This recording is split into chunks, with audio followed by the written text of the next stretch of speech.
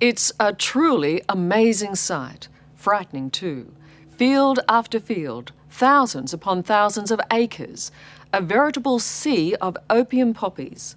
This is Afghanistan, which now produces more than 3/4 of the world's heroin.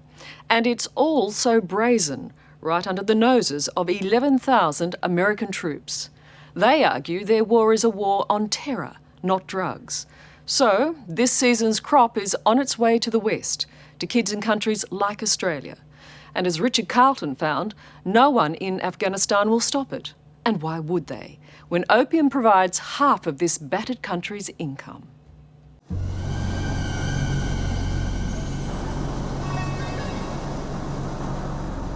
Most passengers on my flight to Kabul were returning emigres and refugees. But I was coming to see the green fields below, fields full of poppies.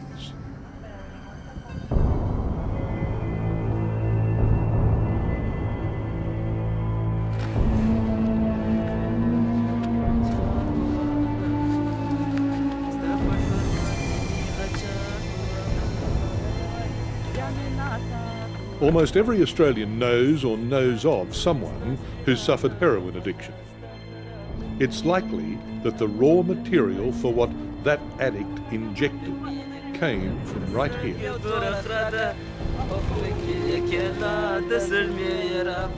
What's astonishing is that it's so open.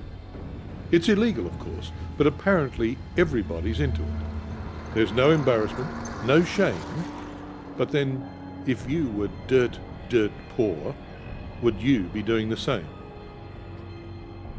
To call it brazen is to understate the case. On one side, 20 acres of irrigated wheat.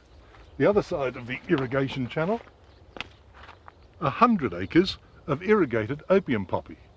3 or 4 kilometres over there, Kandahar, the second city of Afghanistan, and you see where those trucks are running over there? That's the main highway to Quetta in Pakistan.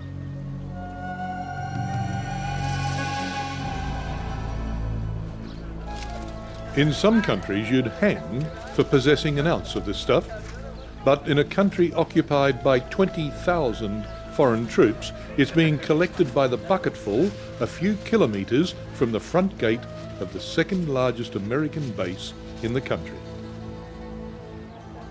What other words besides bizarre and farcical would describe the circumstance that exists just 1 or 2 kilometres from where we are now? Yeah, it's. I'm speechless about what I see in Afghanistan. Hashmatullah Moshli is an Afghan-born Australian, now back home working for Al Jazeera, the Arab TV news channel.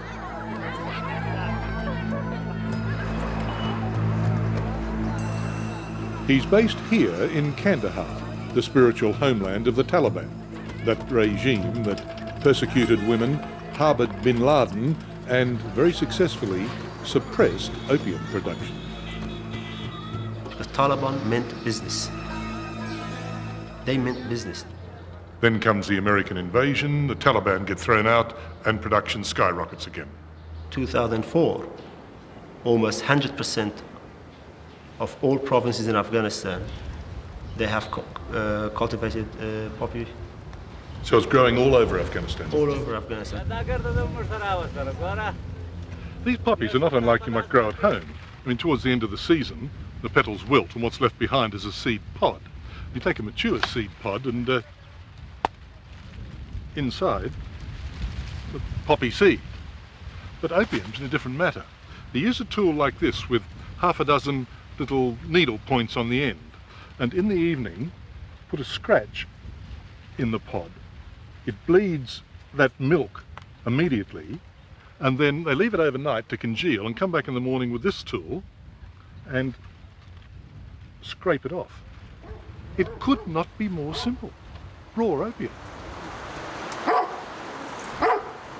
What happens next is largely hidden from view, but we persuaded one grower to show us the next stage on the route from poppy farm to the arm of the addict. Behind mud walls, this man is preparing a small shipment he says he'll smuggle to Iran. I take it to another dealer, and he'll turn it into powder, into heroin. 4 kilos go inside the spare tyre and another 4 in a wheat bag. 3/4 of the world's opium is grown here in Afghanistan and distributed this way. Have you ever seen a heroin addict? Yes, I have seen, and I felt very sad for them. This producer cum smuggler has a family of 10 to care for. He'll make $2,000 from this year's crop, enough, he says, to feed them for a year. What the vermin, the traffickers down the line, make is anybody's guess.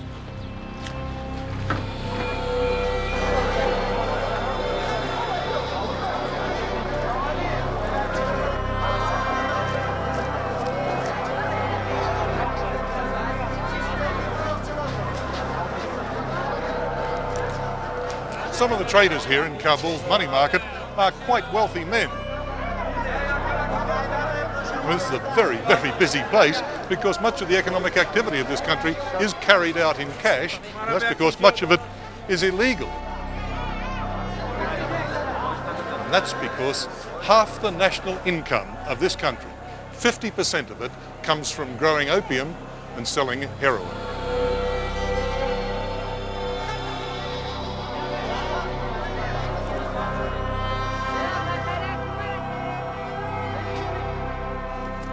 Wheat sells for 20 cents per kilogram, and opium poppy sells for 250 to 350 US dollars per kilogram.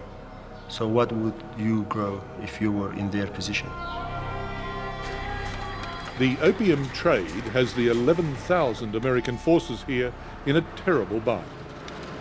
Tonight these troops are to set up some VCPs, vehicle checkpoints. They're to look for weapons, but their orders are, if they chance upon opium, they're simply to confiscate it. David Sedley is the Deputy American Ambassador in Afghanistan. I just couldn't believe my eyes down in Kandahar with the convoys of American soldiers going down the highway, poppies on both sides. I mean, they could stop, hop out, pull them out and solve half the problem.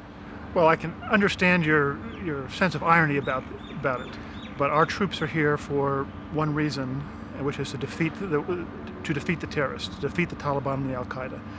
If they were to jump out and start pulling up the poppy, the farmers would just replant it, and they would probably replant even more. The Afghans are doing what the Americans don't.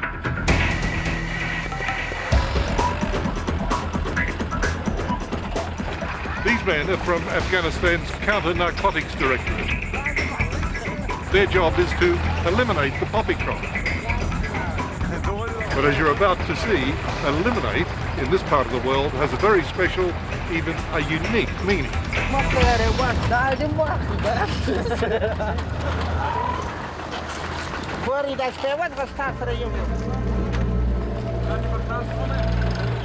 Their orders are to destroy crops by ploughing them in. Well, some of them at least. The tractors here are flattening part of an enormous crop, and it looks mightily impressive. But in reality, after ploughing in just a fraction of each farmer's field, they were on their way.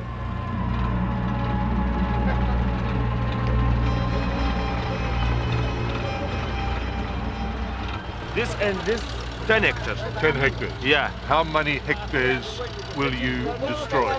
5 hectares. 5. Yes, And you will leave him 5 for his family. yes, yes. This bizarre approach to law enforcement may well be because the provincial governors and even national politicians are in on the opium action.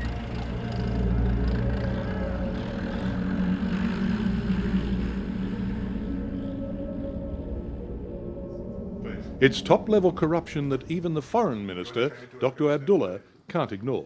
So 34 provinces in Afghanistan, each one has a governor. How many of those governors are involved in poppy production themselves? I would be categoric in denying the fact it is possible that authorities, government authorities, are involved. It is a very profitable business, but it has to be dealt with. If opium production was stamped out, what semblance of an economy there is here would simply evaporate.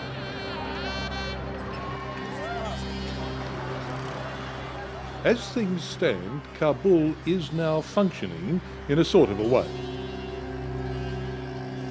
There are many more children in school. Some construction is going on. Mobile phones allow the trappings of status.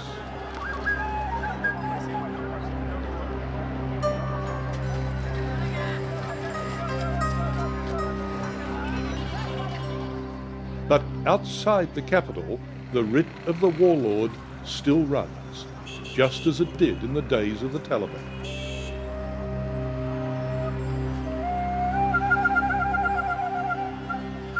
If I say the probability of this country falling back into anarchy is 50-50, what probability would you agree to? The probability is much less than 50, but... significant probability, though. But I think it means, my answer, it means that we don't have a time to rest.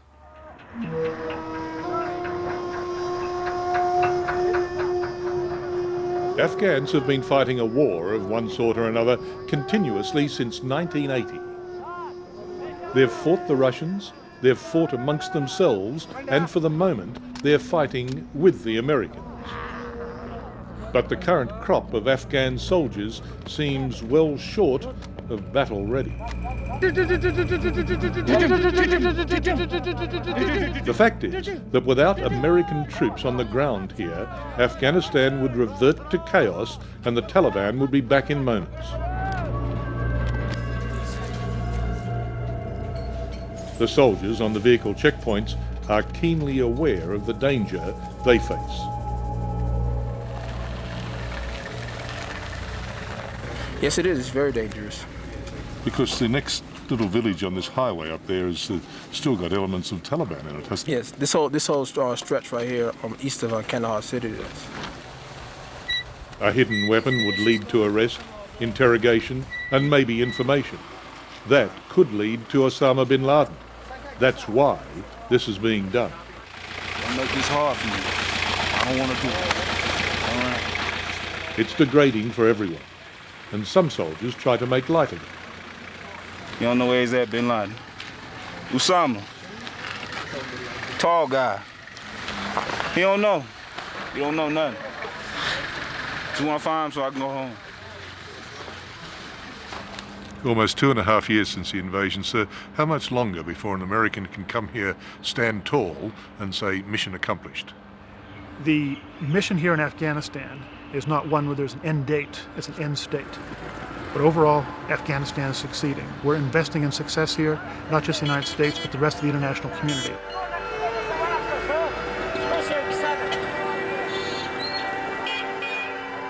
America's capacity for optimism apparently knows no bounds.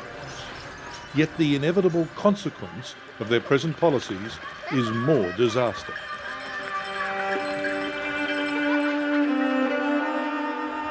And if you doubt that conclusion, then look into the eyes of the next addict you see on the streets of Australia.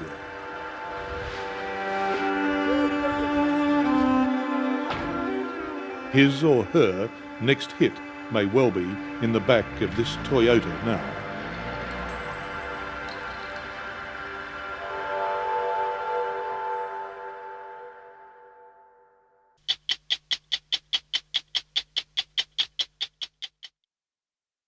Hello, I'm Liz Hayes. Thanks for watching 60 Minutes Australia.